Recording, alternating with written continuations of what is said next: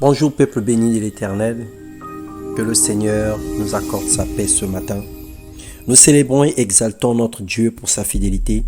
Il est le rémunérateur de ceux qui le cherchent, le pourvoyeur de tous nos besoins. La gloire des rachetés, ce qu'il a commencé dans nos vies, il l'achèvera et rien n'arrêtera sa main pour agir en notre faveur. Que le Seigneur te bénisse. Bienvenue dans notre partage quotidien.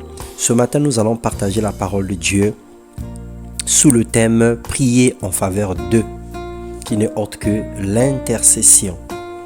Dans Actes, le chapitre 12, le verset 1 à 5, il est écrit « Vers la même époque, le roi Hérode se mit à maltraiter quelques membres de l'église de Jérusalem. Il fit tuer par l'épée Jacques, le frère de Jean, quand il s'aperçut que cela plaisait aux Juifs. Il fit aussi arrêter Pierre. Il voulait le faire comparaître devant le peuple après la Pâque.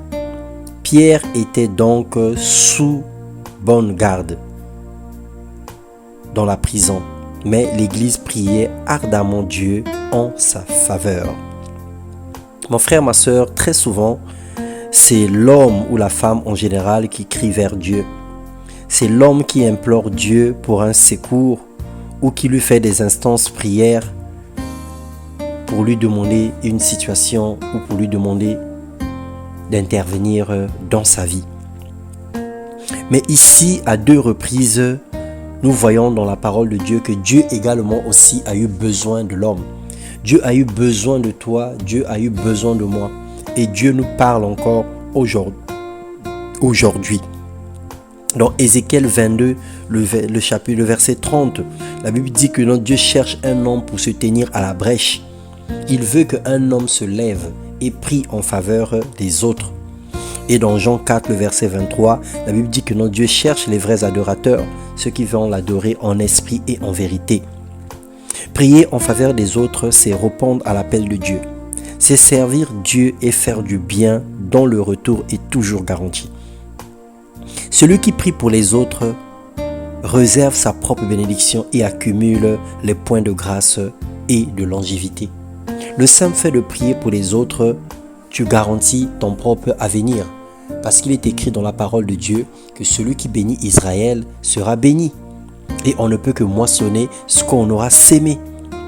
Et Jacques, le chapitre 5, le verset 16, il est écrit « Car la prière fervente du juste a une grande efficacité. » Pour pouvoir faire ce travail, pour pouvoir se donner à fond en faveur des autres, il est important que nous soyons premièrement d'abord justifiés. Et nous sommes justifiés par la grâce parce que nous avons accepté le Seigneur Jésus-Christ. Il a fait de nous des justes. Et à partir de là, chacun de nous peut remplir la fonction d'intercesseur. L'intercession du juste libère ses proches ou des âmes des liens de la mort, de la prison satanique et démoniaque. Elle apporte la paix dans les nations et le soutien à l'Église. Lorsqu'un juste élève la voix pour prier en faveur des autres, il se passe des grandes choses. Et nous pouvons voir dans Genèse 18, le verset 22 à 33, l'intercession d'Abraham en faveur de sa famille, de son neveu Lot. Abraham a discuté avec Dieu pour le salut de son neveu.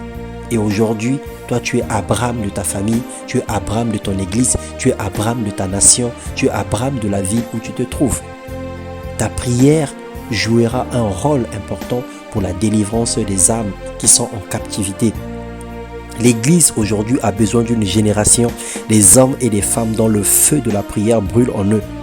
Les chrétiens discrets, disponibles, dévoués, désintéressés et passionnés pour servir Dieu.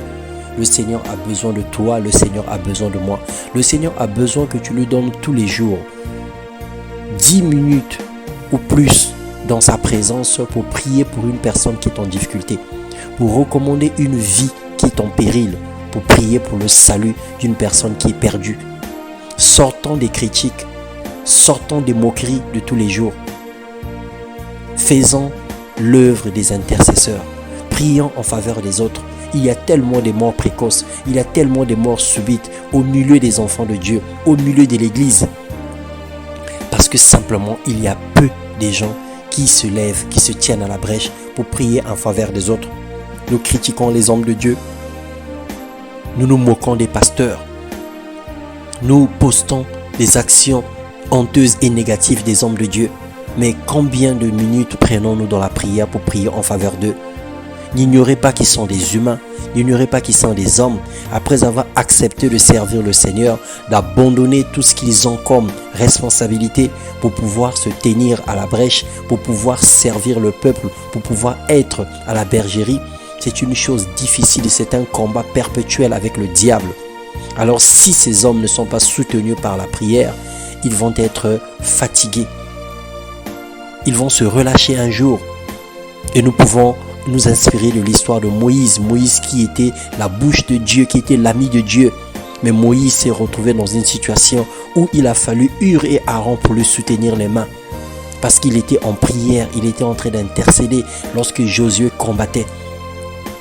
Il a eu besoin de Hur et Aaron pour lui soutenir. Et la Bible dit que non, lorsque les mains de Moïse étaient élevées, Israël avait la victoire. Et lorsque ses mains faiblissaient, ils étaient dans la défaite.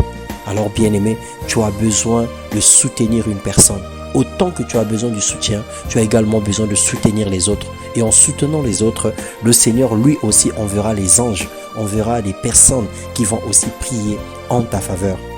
Ce matin, nous voulons prier, Père Céleste. Nous prions, toi le maître de la moisson, attire un peuple nombreux pour prier en faveur des autres dans le nom de Jésus.